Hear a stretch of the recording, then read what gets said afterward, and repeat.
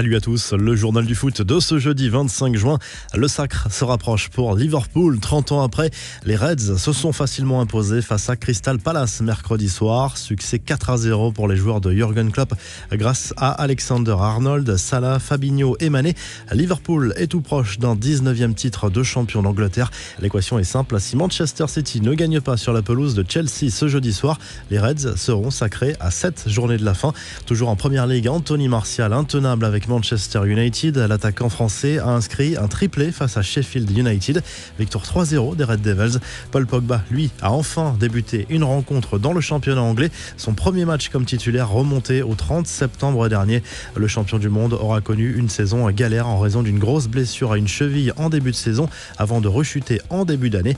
Direction la Liga, la stat qui fait mal pour Antoine Griezmann, auteur d'un coup franc sublime mercredi soir avec le Real Madrid face à Majorque. Sergio Ramos a tout simplement rejoint l'attaquant français au classement des buteurs avec 8 réalisations en Liga cette saison.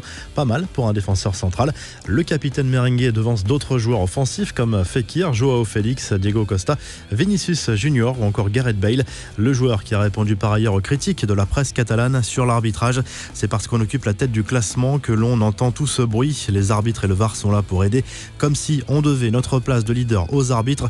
Il faut que les gens arrêtent de s'imaginer des choses, a souligné le joueur merengue à l'issue de la rencontre.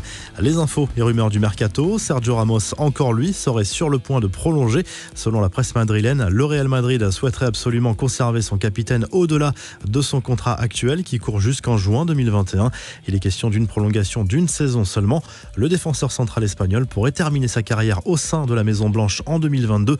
Ramos demanderait à ses dirigeants une augmentation de salaire, mais ces derniers souhaitent maintenir son net actuel de 12 millions d'euros par an.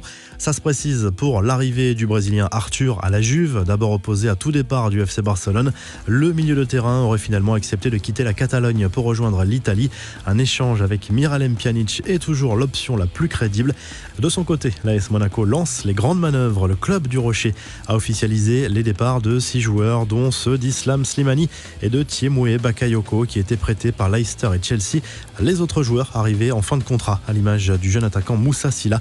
Les infos, en bref, il deviendra peut-être l'une des futures stars de la Liga. Lucas Romero est devenu le plus jeune joueur de l'histoire à faire ses débuts dans le championnat espagnol à l'âge de 15 ans, 7 mois et 6 jours précisément. Surnommé le Messi mexicain, le joueur de Majorque est entré en jeu en fin de match mercredi face au Real.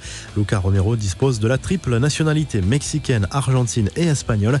Karim Benzema est intenable en ce moment et se bonifie même avec le temps. L'attaquant français n'a jamais été aussi épanoui sur les terrains de Liga.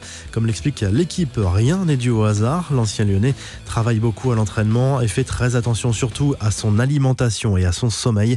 Le football, ce n'est pas que les grands championnats européens. Le Slavia Prague a remporté mercredi soir son 20e titre de champion de République tchèque, le 2e consécutif après sa victoire contre le Viktoria Pilsen 1-0. Enfin, triste fin de carrière pour Jérémy Mathieu, forcé de raccrocher les crampons à l'âge de 36 ans.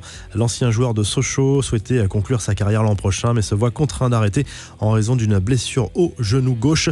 La revue de presse, le journal L'Équipe revient dans le détail sur le départ d'Edinson Cavani du PSG. Une histoire qui se termine mal au grand regret de l'Uruguayen qui aurait souhaité prolonger son contrat bien au-delà des 2 mois proposés par sa direction pour finir la Ligue des Champions. En Espagne, le journal Marca revient sur le succès du Real Madrid contre Majorque 2-0. Une victoire qui permet aux joueurs de Zinedine Zidane de reprendre la tête de la Liga, toujours au bénéfice de la différence de but particulière. Du côté catalan, le journal Sport s'insurge encore contre l'arbitrage.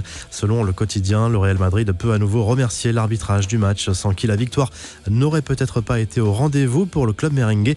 En Italie, la Gazzetta dello Sport revient sur la soirée de mercredi en Serie A avec une grande gagnante, la Juventus Turin, qui n'a pas joué mais qui profite des résultats décevants de ses concurrents directs pour le titre.